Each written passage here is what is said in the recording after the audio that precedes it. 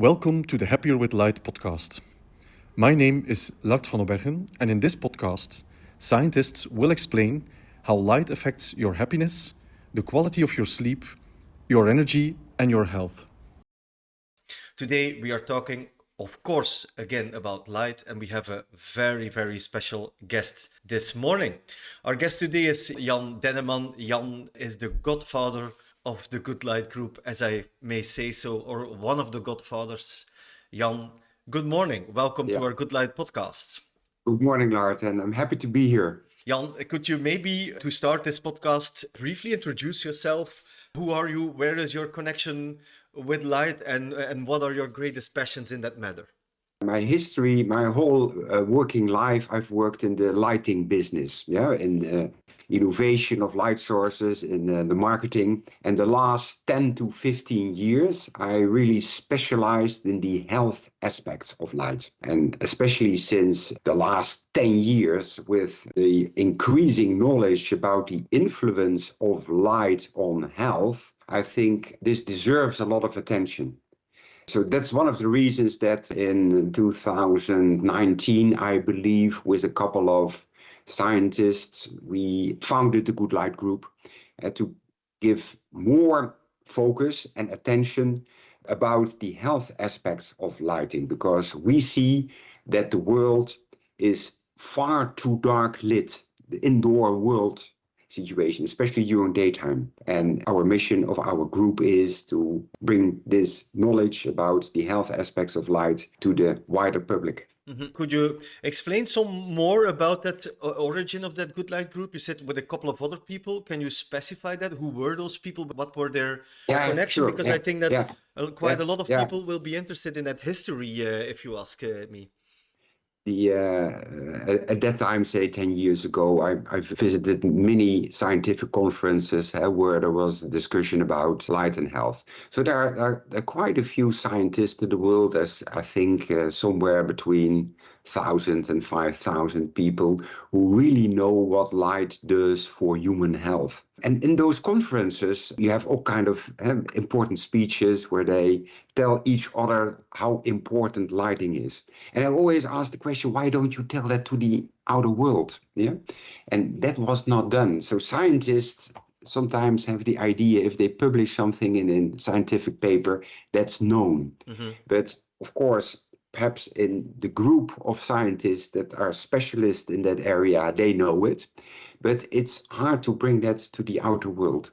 And I think that knowledge must become relevant for society, must become relevant for the more than 5 billion people on Earth who have an indoor job and basically have indoor too dim light during daytime and too bright light in the evening and in the night. So I spoke especially, I think at that time, with Marijke Gordijn. She was always also in one of your podcasts, and she really knows what light does for health. She's also very active as her own company on implementing that in society. Said, can we do not something more? And then the idea arose about starting a non-profit organization, a foundation, that really is dedicated to translate all that scientific knowledge into simple phrased knowledge where society can benefit from. And then think, first of all, on, for example, lighting designers, facility managers, but also regular people need to know. So people who are working in a hospital, shielded from daylight, people who are in schools, students and teachers who are shielded from daylight, people working in factories, shielded from daylight, people who are working in warehouses, in offices, people at home, in a lot of cases not close to a window, also shielded from daylight. Mm-hmm. They must know what a better light habit can do for them. Mm-hmm. So that was the background of the Good Light Group. So that means that you and Marijke, if I may maybe bluntly state so, we're looking for a combination. How can we market all that science that is there? So in that terms, Jan, if you could say about the Good Light Group. And we also started with a third person that I'd also mentioned him, Bruno Smets, who organizes this all. He's the organizer of the group. He's the secretary and so So with the three of us, we took the initiative to be the founding members. But now the organization is much larger, so there are many more people involved. We have new board members. We have a lot of companies in the lighting world, but also companies that specialize on to give advice on sleep, who have joined us, people who are working on light recipes and so on. We also have a couple of interesting partners, like the International Association of Lighting Designers. And last but not least, we have more than 30 science advisors. So scientists in the field who help us in shaping our message, because that's one of the fundamentals of the Good Light Group.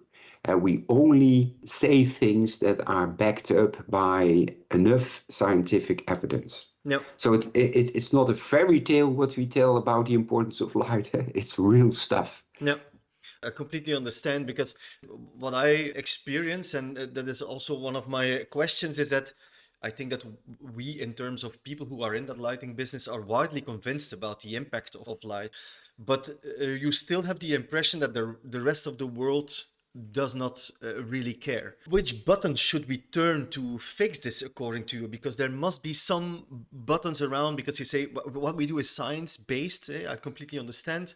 But according to me, there is a necessity for more buttons to turn on to make people realize that. What are the main buttons there, according to you?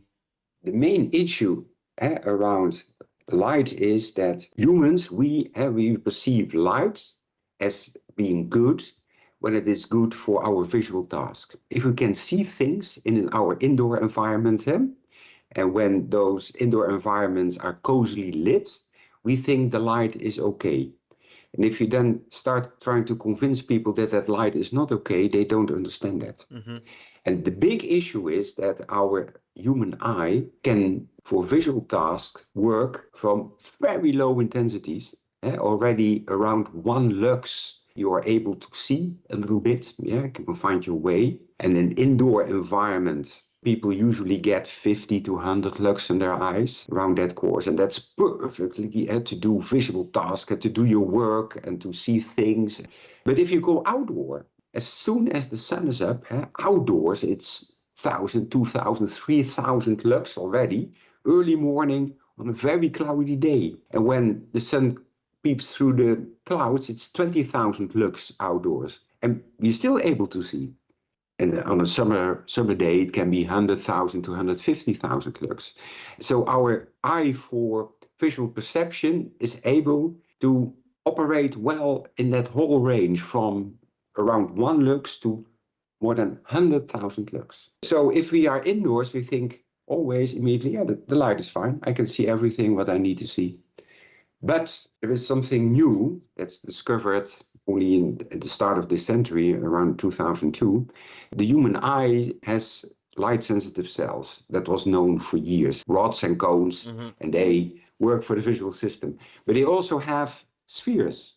And those spheres need more light. Those spheres only start working if you have 500 lux or more. What do you mean with spheres? The spheres are light-sensitive cells discovered in the year 2002 that are light-sensitive, that they are in the retina of the eye, in the middle of the eye, and that are not connected to the visual system in the brain, but are connected to the biological clock. Mm-hmm. And that's the secret. That biological clock is so crucial for how well we function, and that's steered by light. Those cells, with a scientific name, they are called intrinsic photosensitive retinal ganglion cells, but nobody understands that or can remind that. So that are called spheres.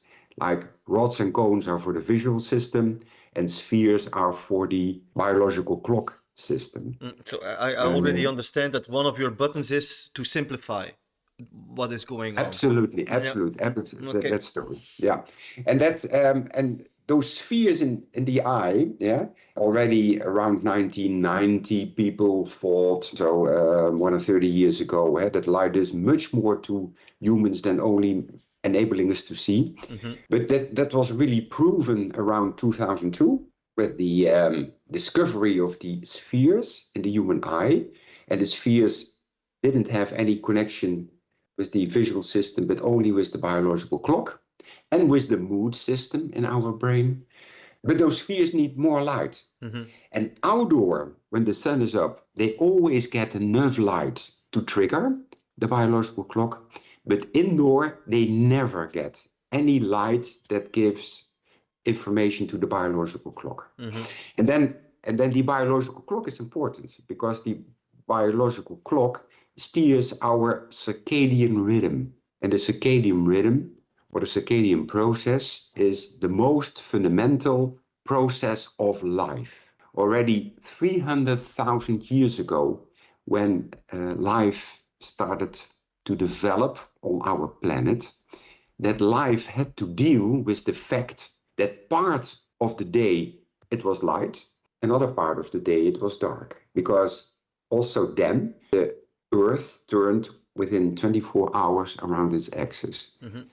Life processes had to deal with the fact that part of the day energy from the sun was coming to that life, and other parts of the day it was dark.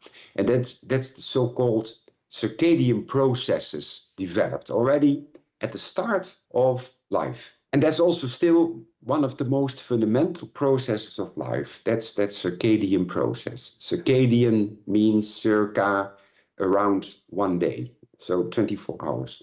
And one of the most well-known circadian processes we have is our sleep-wake rhythm. Over the day, our body, the physiology of our body changes a lot. For example, our heartbeat, our blood pressure, our core temperature. There's a lot of variation during the day in a 24-hour cycle. But also, especially our hormones, our hormone levels vary also during the day. And that all variation is steered by the biological clock. And the biological clock is in our brain. So it's steered by light signals of light and darkness that come through us through our eyes. And the biological clock can only be set right by light, because the biological clock cannot read the clock. If you look at your watch, then some cognitive parts of your brain knows what the time is, but your biological clock does not know that. It can only be tuned with the time of day by light. And now the big issue of modern society is we're around 24 hours a day, 7 days a week.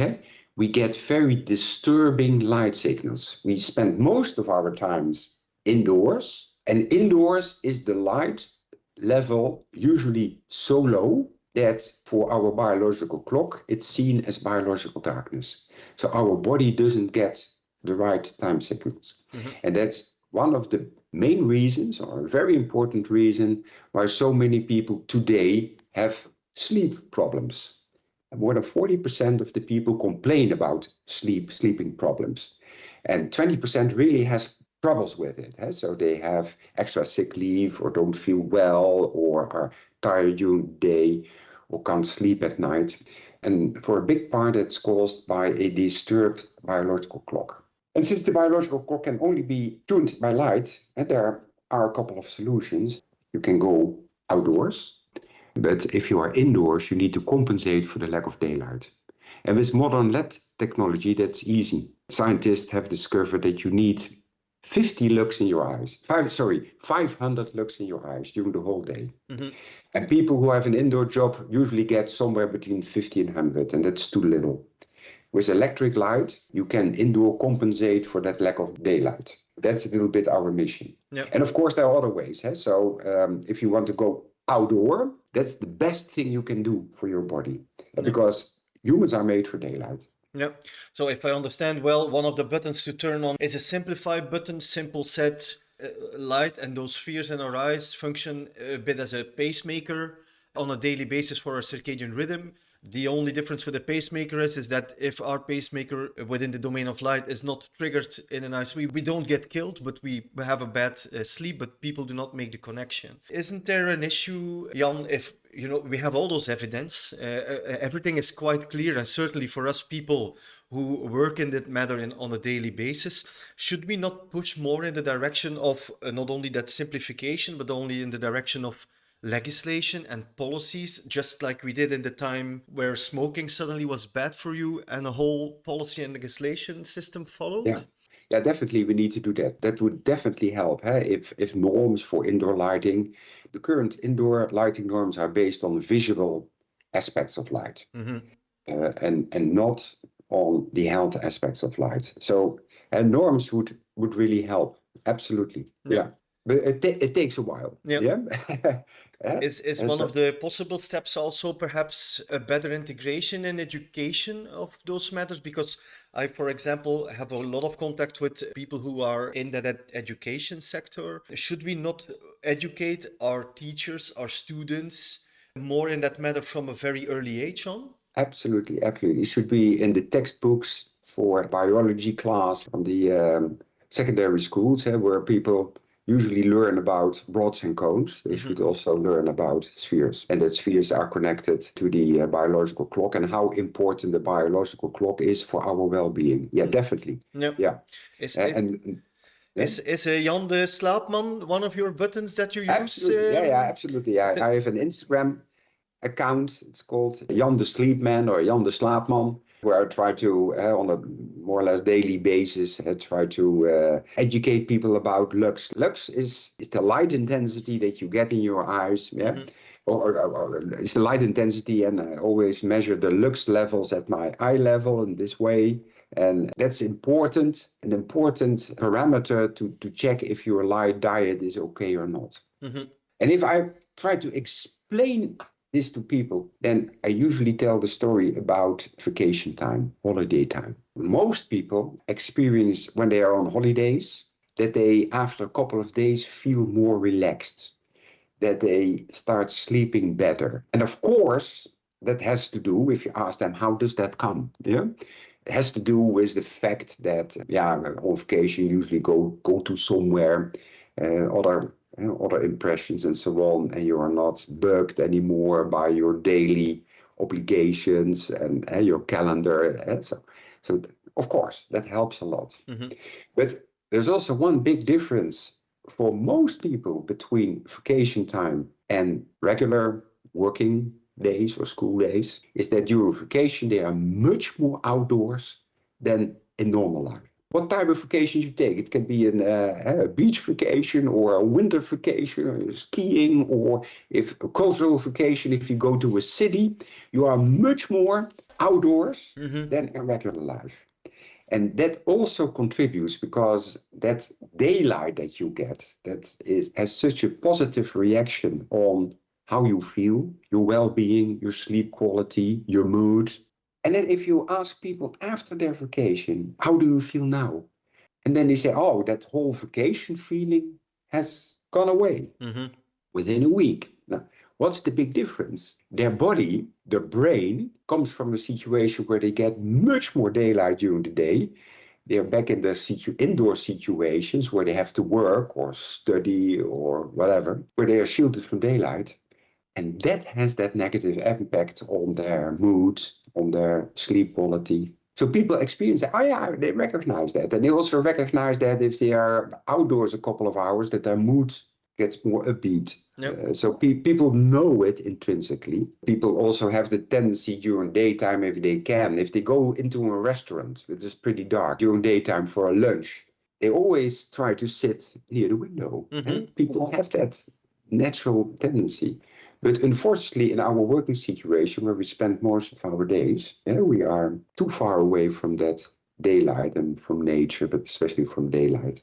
Yeah, but that's true. I always make the comment to people that today, for example, it's certainly in the Netherlands, but also in our region, they send chickens outside today because of the quality of their eggs. They use spectrometers within the places where plants are being grown because light is so important. Why would we be any different? And people really don't make that link enough today. It's true. So in other words, the Good Light Group, I see a big science parameter, and I also see a big communication. So the goal there is to use all that science and to bring that to proper communication that people easily can understand. Maybe one of my last questions, Jan, what do you expect in the near future coming from technology? How big are the chances that our industry will move up towards that good light? Or do you dare also see still a lot of hesitation? I think the classical lighting industry, they are still focusing very much on energy efficiency and not on human health. And that's a pity. They don't have probably enough knowledge about that health aspects of light, and they definitely don't have enough marketing capabilities to tell that story in a clear way. Mm. We see changes. So there are a lot of startup companies who focus on the health aspects of light. But also bigger companies are focusing on it. We see now that a lot of lighting designers are focusing more on the health aspects of light. Building standards like spends a lot of focus, has a lot of focus on the health aspects of light. So that's improving. So there's a lot of knowledge. Mm-hmm. One of the things that we as a Good Light group trying to do is, if many people have problems with their sleep, many people have problems with their energy level during daytime or with their mood, especially it's now deep in autumn season. Autumn blues is coming up. So because the sun comes up late and goes down early. So definitely on a cloudy day, it's very dark also outside. At least that's the perception. And inside, it's also very dark. So people get even less daylight than during daytime. So their mood goes down and they don't feel happy again. And of course, there can be many reasons why you don't sleep well. And there can be many reasons why you don't have enough energy during daytime or why you are not happy. But lack of light during daytime can be one of them. Mm-hmm. So you also need to think about, hey, perhaps I can spend 1 or 2 hours extra in the morning to walk my dog, to do something else outside. Or if I'm indoors, sit close to a window within 1 meter. Mm-hmm. Yeah, that's very effective. Exactly. And turn up the lights that I have or install extra lights. Yeah, because it's not so difficult to get 500 lux in your eyes. So install a few more lights close to where you are and make sure that the light also reaches your eyes. Also very important is there must be a large difference between the light level during daytime. It must be high and in the evening. Many people have too much light, also in this season, in the evenings. In the evening, the scientific recommendation is that we should have less than 10 lux. So that means if you have a hobby in the evening, don't turn on all the lights. So make sure that in the evening you have a light level that's lower than 10 lux. That's more than enough to see well. It's for most people also more than enough to read a book or the paper. But many people do it just the other way around. They are in too dim environments during daytime and too bright environments in the evening. And that really confuses our biological clock. So we mix up our biological clock by doing wrong things with light. Jan, that brings me to my last question of our podcast, which is the same question for everybody who is in this seat. Give us you are Jan, the sleep man, so I'm really talking to the man in charge of doing that. 3 very easy takeaways that you do on a daily basis that people could adapt on a daily basis. What would that be for you? Basically, simple step. Be outdoors as much as possible. Every half hour that you can be outdoors. Yeah. Go outside.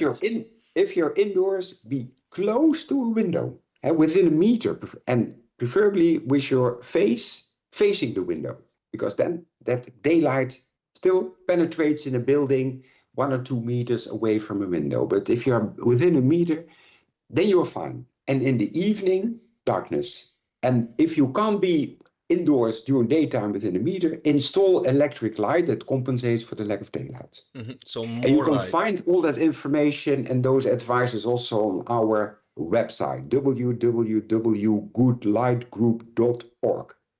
Fantastic.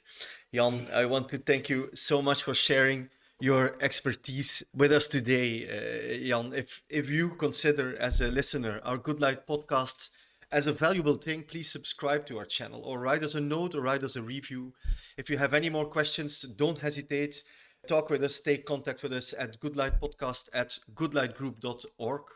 And also, if you have topics about a future podcast or other topics that you want to learn about, give us a shout out and we will check if we can handle them in one of our future podcasts. Jan, thank you very much. Yeah, very welcome, Lard.